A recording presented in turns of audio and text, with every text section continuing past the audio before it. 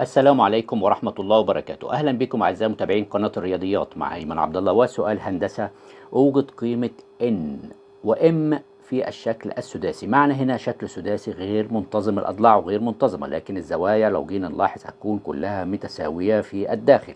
معنى هنا هذا السداسي موجود في الضلع في الأعلى طوله هنا 4 سنتيمتر، والضلع الجانبي هنا على اليمين 5 سنتيمتر، وهنا 3 سنتيمتر، وهنا في الأسفل قاعدة اللي هي AB هنا N مطلوب إيجاد طولها، وهنا عندك القاعدة هنا FA هنا M المطلوب إيجاد قياسها، وهنا عندك FE هنا 6 سنتيمتر المطلوب طبعا إيجاد قياس M و N. طبعا يمكنك تثبيت الفيديو ومحاولة إيجاد الحل بنفسك. على بركة الله نبدأ مع بعض عرض الفكرة وعرض الطريقة، لكن رجاء اللي بيشوفنا لأول مرة يشترك في القناة ويفعل زر الجرس ليصله كل جديد، والباحث على أسئلة الهندسة يجدها في قائمة تشغيل في قائمة بعنوان اختبارات هندسة. نبدأ على بركة الله الفكرة والطريقة. الفكرة إن أنا عند الضلع دي سي هبتدي إن أنا آخد هنا خط مستقيم لأعلى والأسفل، وأيضا من الاي بي يتقاطع معه في نقطة، وهنا أيضا من الاف اي هنا قطعة مستقيمة تتقاطع هنا، فهيكون الشكل كده.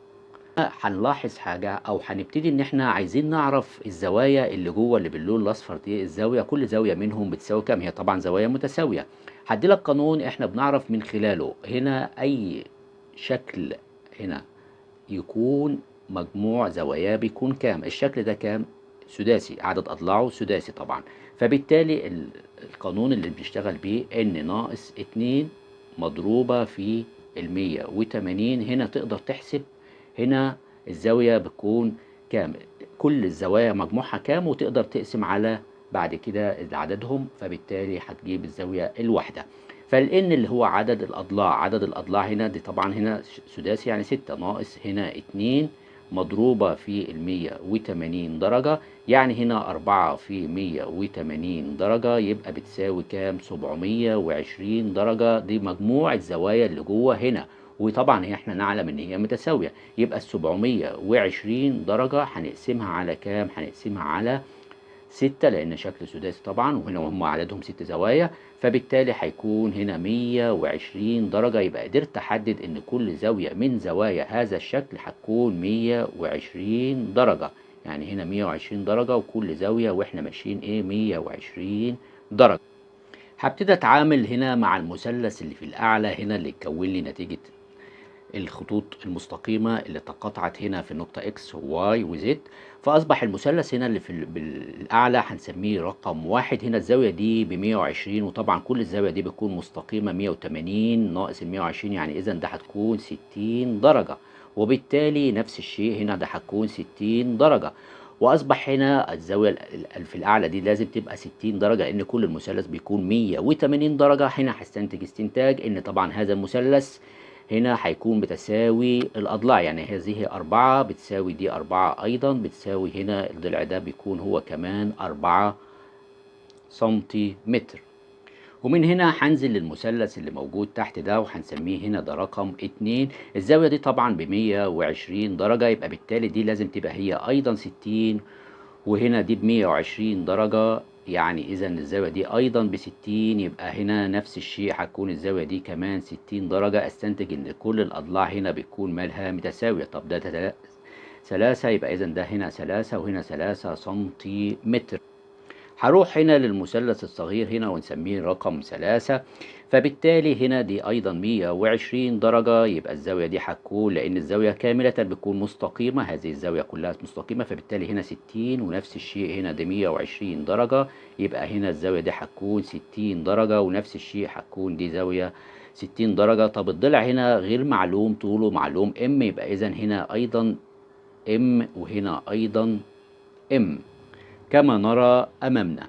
طيب يبقى إذا الطول الضلع ده أنا أقدر أحدده وأعلمه، وهذا الضلع أيضا وهذا الضلع أيضا، فهيكون كما هيكون هنا لو جينا نجمع الأربعة والخمسة 9 و3 12، يعني هذا الضلع هيكون هنا حسابه ب12، وهنا هيكون الضلع هنا نجمع 4 هنا و6 10 زائد زائد الام، لان انا لا اعلم هذا الطول، فبالتالي هيكون 10 زائد زائد الام. وأسفل هنا لو جينا نجمع هيكون 3 زائد الام زائد الان هنا، يبقى هنا هذا الضلع هيكون طوله كالتالي: 3 زائد ام زائد الان. ولو جينا نلاحظ ان هنا الزوايا للمثلث المحدد كله كاملة، هنا هتلاقي الزوايا دي متساوية، يعني اذا الاضلاع هنا متساوية، فبالتالي انا ممكن ان انا اساوي كده العشرة اهي زائد الام دي بتساوي كام؟ العشرة زائد الام بيساوي ال12، فمن خلالها بقدر اجيب قيمة الام دي بتساوي 2، لان ال12 ناقص العشرة بتساوي 2 سنتيمتر، فقدرت اعرف الام دي بتساوي 2 سنتيمتر، يعني اذا دي هيكون الام دي ب2.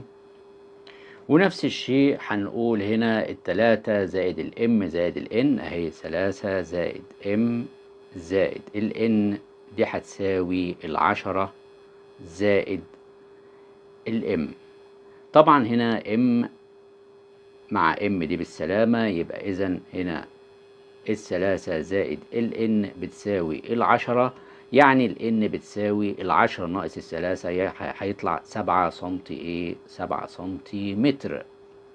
فبالتالي الضلع الام هنا هيكون 2، والضلع ان هنا هيكون بالسبعة. شكرا لكم والسلام عليكم ورحمة الله وبركاته.